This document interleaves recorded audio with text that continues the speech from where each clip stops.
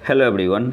Daily current affair series में आज हम लोग देखेंगे 26 से 28 मई 2024 के करंट अफेयर। तो आते हैं आज के पहले करंट अफेयर पे। पहले नारीवादी यूटोपियन ग्रंथों में से एक सुल्तानाज ड्रीम किसके द्वारा लिखा गया था, जिसे हाल ही में यूनेस्को की मेमोरी ऑफ द वर्ल्ड सूची में जोड़ा गया था। यहाँ पे मैं ऑप्शन नहीं पढ़ूंगा, सीधे आंसर बताते हुए चलूँगा। तो ऑप्शन है आपका यहाँ पे सही आंसर होगा बेगम रोकेया सखावत हुसैन। पहले नारीवादी यूटोपियन ग्रंथों में से एक सुल्तानाज ड्रीम किसके द्वारा लिखा गया था, जिसे हाल ही में यूनेस्को की मेमोरी ऑफ द वर्ल्ड सूची में जोड़ा गया। तो ऑप्शन है आपका यहाँ पे सही आंसर होगा बेगम रोकेया सखावत हुसैन। अगले क्वेश्चन पे आते हैं। हाल ही में विलियम लाई चिंग दे किस देश के नए राष्ट्रपति बने हैं? सही आंसर यहाँ पे क्या होगा? ऑप्शन सी आपका यहाँ पे सही आंसर होगा ताइवान। हाल ही में विलियम लाई चिंग दे किस देश के नए राष्ट्रपति बने हैं? तो ऑप्शन सी आपका यहाँ पे सही आंसर हो जाएगा ताइवान। अगले क्वेश्चन पे आते हैं। कैंपो संयुक्त राज्य अमेरिका के किस राज्य में एक छोटा सा शहर है? इसके मालिक लास वेगास के रियल एस्टेट निवेशक जॉन रे ने इसे $6.6 मिलियन में बिक्री के लिए रखा है। तो आपका कौन से स्टेट में है? ये आपका है कैलिफोर्निया में। ऑप्शन डी आपका यहाँ पे सही आंसर होगा। कैंपो संयुक्त राज्य अमेरिका के किस राज्य में एक छोटा सा शहर है? इसके मालिक लास वेगास के रियल एस्टेट निवेशक जॉन रे ने इसे $6.6 मिलियन में बिक्री के लिए रखा है। तो कैलिफोर्निया, ऑप्शन डी आपका यहाँ पे सही आंसर होगा। अगले क्वेश्चन पे आते हैं। पुरातत्वविदों ने हाल ही में कर्नाटक के किस शहर में रॉक कला का पहला साक्ष्य खोजा है? सही आंसर यहाँ पे होगा मैंगलुरु। ऑप्शन बी आपका यहाँ पे सही आंसर होगा।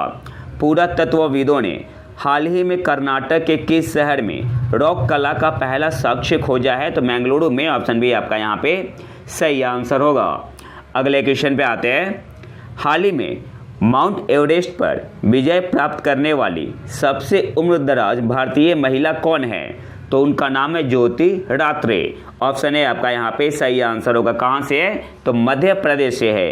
ये भी आपको याद रखना है। हाल ही में माउंट एवरेस्ट पर विजय प्राप्त करने वाली सबसे उम्रदराज भारतीय महिला कौन है? ज्योति रात्रे। कौन से स्टेट से है? मध्य प्रदेश से। ऑप्शन है आपका यहाँ पे सही आंसर होगा। अगले क्वेश्चन पे आते हैं। विश्व मधुमक्खी दिवस वर्ल्ड बी डे 2024 का विषय क्या है? सही आंसर यहाँ पे क्या होगा? ऑप्शन सी आपका यहाँ पे सही आंसर होगा bee engaged with youth. World bee day 2024 का विषय क्या है? विश्व मधुमक्खी दिवस 2024 का आपका थीम है बी इंगेज्ड विथ यूथ। कब मनाते हैं वर्ल्ड बी डे? 20 मई को। अगले क्वेश्चन पे आते हैं। हाल ही में संयुक्त राज्य अमेरिका ने किस स्थान पर सब क्रिटिकल परमाणु परीक्षण किया है? तो ऑप्शन है आपका यहाँ पे सही आंसर होगा नेवादा।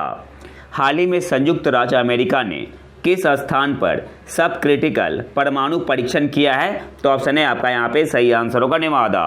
अगले क्वेश्चन पे आते हैं। ब्रिटिश प्रधानमंत्री ऋषि सुनाक GRV कार्यक्रम में बदलाव करने के बारे में सोच रहे हैं। GRV का मतलब क्या है? तो GRV का आपका मतलब होता है graduate route visa. Option B आपका यहाँ पे सही आंसर होगा। ब्रिटिश प्रधानमंत्री ऋषि सुनाक GRV कार्यक्रम में बदलाव करने के बारे में सोच रहे हैं। GRV stands for graduate route visa. Option B आपका यहाँ पे सही आंसर होगा। अगले क्वेश्चन पे आते हैं। हाल ही में किस राज्य सरकार ने महिलाओं के लिए 33% अनुबंध नौकरियां आरक्षित की है? तो ऑप्शन सी आपका यहाँ पे सही आंसर होगा कर्नाटक ने। हाल ही में किस राज्य सरकार ने महिलाओं के लिए 33% सरकारी अनुबंध नौकरियां आरक्षित की है? मई 2024 की बात हो रही है। तो ऑप्शन सी आपका यहाँ पे सही आंसर होगा कर्नाटक। अगले क्वेश्चन पे आते हैं। अमेरिका के पहले अश्वेत अंतरिक्ष यात्री उम्मीदवार कौन थे, जिन्होंने 19 मई को जेफ बेजोस की कंपनी ब्लू ओरिजिन के साथ अंतरिक्ष में ऐतिहासिक यात्रा की? तो कौन थे? एड ड्वाइट थे। ऑप्शन है आपका यहाँ पे सही आंसर होगा। अमेरिका के पहले अश्वेत अंतरिक्ष यात्री उम्मीदवार कौन थे, जिन्होंने 19 मई को जेफ बेजोस की कंपनी ब्लू ओरिजिन के साथ अंतरिक्ष में ऐतिहासिक यात्रा की, तो उनका नाम क्या है? Add Dwight. ऑप्शन ए आपका यहाँ पे सही आंसर होगा। अगले क्वेश्चन पे आते हैं। हाल ही में आए चक्रवात रेमल का नाम किस देश द्वारा रखा गया है? तो ऑप्शन डी आपका यहाँ पे सही आंसर होगा, ओमान के द्वारा। हाल ही में आए चक्रवात रेमल का नाम किस देश द्वारा रखा गया है? तो ओमान के द्वारा। ऑप्शन डी आपका यहाँ पे सही आंसर होगा। और जो नाम है आपका रेमल, इसका अरबिक में मतलब क्या होता है? सैंड। तो ये भी आपको याद रखना है। अगले क्वेश्चन पे आते हैं। अंतर्राष्ट्रीय जैविक विविधता दिवस 2024 का विषय क्या है? तो ऑप्शन बी आपका यहाँ पे सही आंसर होगा, be part of the plan. अंतर्राष्ट्रीय जैविक विविधता दिवस 2024 का थीम क्या है? तो ऑप्शन बी आपका यहाँ पे सही आंसर होगा, be part of the plan. और कब मनाते हैं? इंटरनेशनल डे फॉर बायोडाइवर्सिटी कब मनाते हैं? 22 मई को। 22 मई को। अगले क्वेश्चन पे आते हैं। 2024 Oxford economics global cities index में किस शहर ने भारतीय शहरों में सर्वश्रेष्ठ रैंकिंग हासिल की है, जो 350वें स्थान पर है? तो दिल्ली। ऑप्शन है आपका यहाँ पे सही आंसर होगा। अब यहाँ पे मैंने डिटेल में दे रखा है, तो मैं पीडीएफ टेलीग्राम चैनल पे डाल दूंगा, आप वहाँ पे देख सकते हैं अच्छे से। दिल्ली टॉप पे है, भारत में 350 रैंक है, और इकोनॉमिक्स में 108, ह्यूमन कैपिटल में 51, क्वालिटी ऑफ लाइफ में 838 और इन्वायरमेंट में है 973। तो ये इंपॉर्टेंट पॉइंट है, बाकी आप पीडीएफ में वहाँ से डिटेल में पढ़ सकते हैं। अगले क्वेश्चन पे आते हैं। हाल ही में किस राज्य सरकार ने गुटखा और पान मसाला पर 1 साल का प्रतिबंध लगाया है? तो ऑप्शन सी आपका यहाँ पे सही आंसर होगा, तेलंगाना। 24 मई 2024 से इफेक्टिव है। हाल ही में किस राज्य सरकार ने गुटखा और पान मसाला पर 1 साल का प्रतिबंध लगाया है? तेलंगाना ने। ऑप्शन सी आपका यहाँ पे सही आंसर होगा। अगले क्वेश्चन पे आते हैं। हाल ही में कौन सा देश अंतर्राष्ट्रीय सौर गठबंधन का 99th मेंबर सदस्य बन गया है? तो ऑप्शन है आपका यहाँ पे सही आंसर होगा, स्पेन। हाल ही में कौन सा देश अंतर्राष्ट्रीय सौर गठबंधन का 99th मेंबर बन गया है? तो स्पेन। ऑप्शन है आपका यहाँ पे सही आंसर होगा।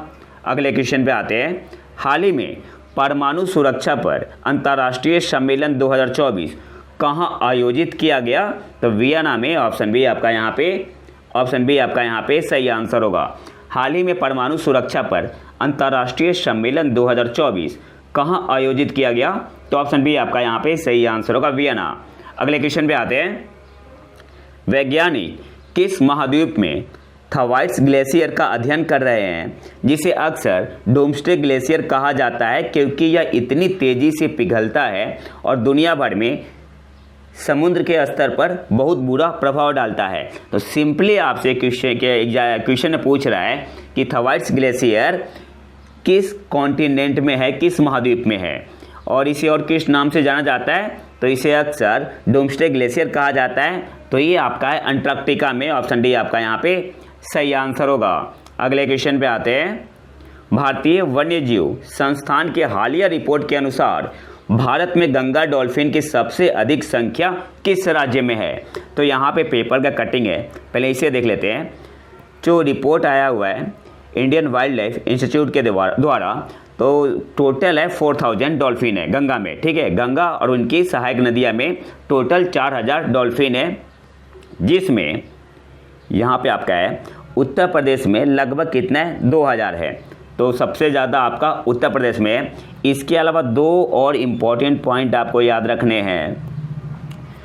यूपी गवर्नमेंट ने, जो यूपी सरकार है, इन्होंने इम्प्लीमेंट किया है एक नई tourism policy for the state, और इन्होंने घोषित किया है डॉल्फिन सेंचुरी एरिया। कहाँ पे? चंबल सेंचुरी में। तो ये आपको याद रखना है। Today the presence of about 111 dolphins has been recorded in the Chambal region. तो ये भी आपको याद रखना है कि चंबल रीजन में कितने डॉल्फिन रिकॉर्ड किए गए हैं? तो 111। इसके अलावा एक और पॉइंट आपको याद रखना है, डॉल्फिन को कब तक डबल कर देना है? तो 2030 तक डबल कर देना है। ये पॉइंट आपको याद रखना है, ठीक है। 2030 तक डबल करना है। अब आते हैं क्वेश्चन पे। क्वेश्चन आपसे क्या पूछ रहा है कि भारतीय वन्यजीव संस्थान की हालिया रिपोर्ट के अनुसार भारत में गंगा डॉल्फिन की सबसे अधिक संख्या किस राज्य में है? तो ऑप्शन है आपका यहाँ पे सही आंसर होगा, उत्तर प्रदेश। अप्रॉक्स 2000, ठीक है, गंगा और उसकी सहायक नदी में। अगले क्वेश्चन पे आते हैं। हाल ही में पहली एशियाई रिले चैंपियनशिप 2024 कहाँ आयोजित की गई थी? तो बैंकॉक, ऑप्शन सी आपका यहाँ पे सही आंसर होगा। और अगर देश का नाम पूछ ले तो थाईलैंड। हाल ही में पहली एशियाई रिले चैंपियनशिप 2024 कहाँ आयोजित की गई थी? बैंकॉक, कौन से देश में? थाईलैंड में। ऑप्शन सी आपका यहाँ पे सही आंसर होगा। और आज के आखिरी करंट अफेयर पे आते हैं। भारतीय सेना ने हाइड्रोजन ईंधन सेल बस के लिए किसके साथ समझौते पर हस्ताक्षर किए हैं? तो IOCL के साथ। ऑप्शन बी आपका यहाँ पे सही आंसर होगा। भारतीय सेना ने हाइड्रोजन ईंधन सेल बस के लिए किसके साथ समझौते पर हस्ताक्षर किए हैं? तो ऑप्शन बी आपका यहाँ पे सही आंसर होगा, IOCL के साथ। तो ये तो था हमारा आज का लेक्चर। अगर आपको इसका PDF चाहिए तो आप हमारे टेलीग्राम चैनल प्रतीक IQ करंट अफेयर को ज्वाइन कर सकते हैं। और अगर वीडियो पसंद आए तो लाइक करें और चैनल को सब्सक्राइब जरूर कर ले। मिलते हैं नए वीडियो में नए टॉपिक के साथ। तब तक के लिए नमस्कार, जय हिंद।